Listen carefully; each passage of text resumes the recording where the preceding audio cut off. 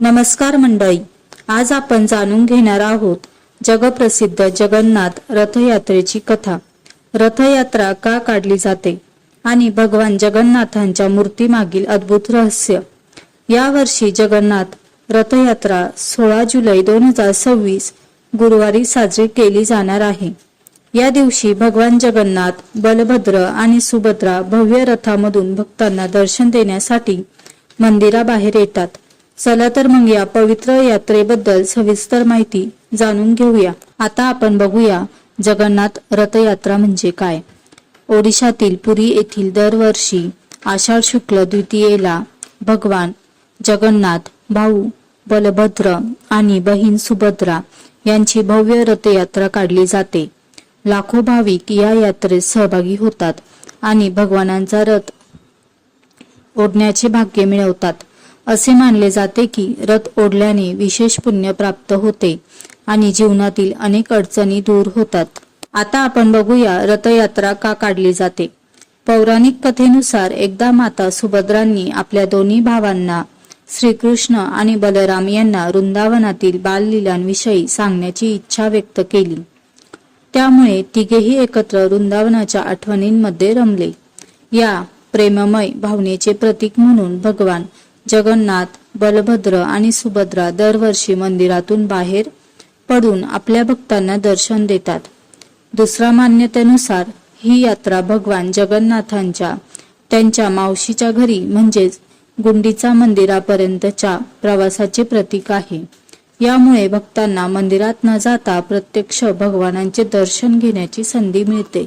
आता आपण बघूया भगवान जगन्नाथांचे रहस्य।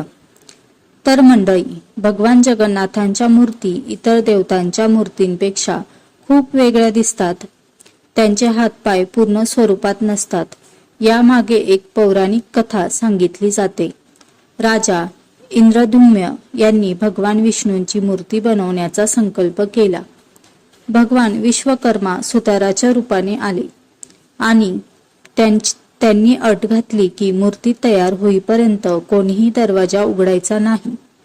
काही दिवसांनी राणीला चिंता वाटू लागली आणि दरवाजा उघडण्यात आला। त्यावेळी मूर्ती पूर्ण तयार झालेली नव्हती, मात्र भगवानांनी त्या स्वरूपातच राहण्याची इच्छा व्यक्त केली।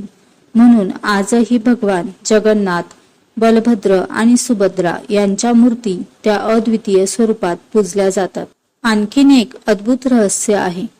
पुरीच्या जगन्नाथ मंदिराशी अनेक रहस्य जोडली गेली आहेत।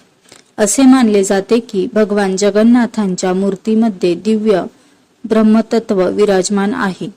विशिष्ट कालावधीनंतर नवकलेवर विधीद्वारे नवीन मूर्ती तयार केल्या जातात आणि हे ब्रह्मतत्व अत्यंत गुप्त पद्धतीने नवीन मूर्तीमध्ये स्थापित केले जाते।